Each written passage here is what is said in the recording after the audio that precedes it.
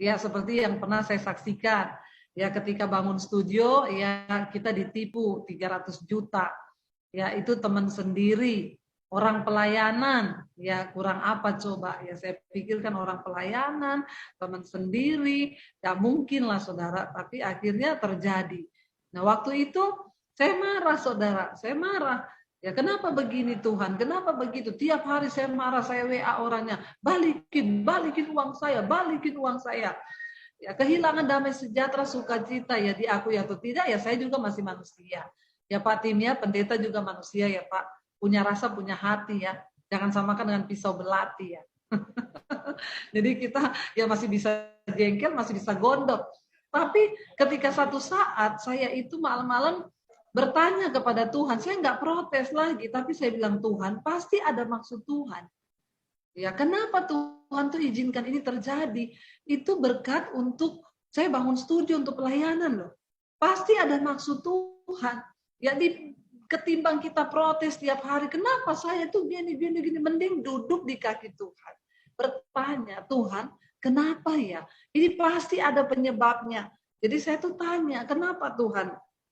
Saya sekarang kehilangan damai sejahtera, sukacita. Ya Tuhan tuh cuma ingatin satu hal. Kamu kan kalau orang konseling, ada yang datang, Bu, saya ditipu orang 5M. Saya sakit hati, saya kepahitan.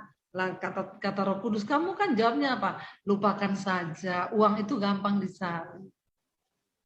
Tapi damai sejahtera itu mahal harganya. Nah sekarang kamu mengajarkan orang kayak begitu, kamu bisa nggak lakukan itu? Ya berat, saudara. Ternyata memang khotbah itu tidak semudah melakukan. Tapi hati-hati waktu kita khotbah ya Tuhan pasti akan izinkan kita alami. Ya jadi makanya makanya kita bilang jangan banyak yang mau jadi pengajar. Karena semakin banyak kita ngajar, semakin banyak dituntut ya Pak Tim ya. Jadi kita ini makin banyak yang kita ajarkan ya kita semakin banyak dituntut untuk melakukan apa yang kita ajarkan. Jadi waktu itu saya sadar, oh Tuhan itu lagi mengizinkan saya mengalami apa selama ini yang saya ajarkan kepada jemaat. Ya kalau kamu ditipu, lupakan saja. Kenapa damai sejahtera itu lebih penting daripada uang? Kalau kamu sakit, uang tuh nggak bisa membayar kesehatanmu. Lalu di situ saya belajar, saudara. Oh iya ya, tapi berat loh Tuhan. Lalu saya mulai bertanya, sekarang apa yang harus saya lakukan Tuhan? Lepaskan pengampunan. Ya kamu nggak bisa lama-lama tinggal dalam kepahitan, lepaskan pengampunan.